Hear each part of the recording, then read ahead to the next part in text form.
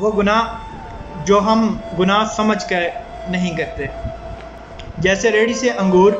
مونگ پھلی، چنے وغیرہ خریدنے سے پہلے ریٹ پوچھتے ہوئے بغیر اجازت کھانا شروع کر دیتے ہیں، جیسے گزرتی ہوئی ٹرالی سے دوڑ کر گنا کھینچ لینا، جیسے موٹر سائیکل پہ ایسا ہارن لگوانا جو سنے راستہ دینے پر مجبور ہو جائے، جیسے نہاتے ہوئے زیادہ پانی بس ڈالتے چلے جانا، جیسے وضو کے وقت مسواک کی سنت ادا کرتے ہوئے ٹوٹی پہ قبضہ جمائے رکھنا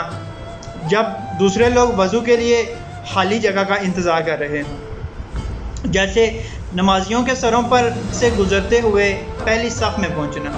جیسے صبح کے وقت دکان پہ بلند آواز سے تلاوت لگا دینا، جیسے مسجد میں پہنچ کر باتیں کرتے رہنا، جیسے وضو کرنے کے لیے اپنے شوز اتار کر بغیر اجازت کسی اور کی چپل پہن لینا، جیسے رمضان میں ہر تراویح پڑھنے والے سے فنڈز مانگنا تاکہ مٹھائی بانٹی جا سکے، جیسے شادی کے موقع پہ دلہن کی بہن کے ہاتھوں دلہے کو دودھ پیش کرنا،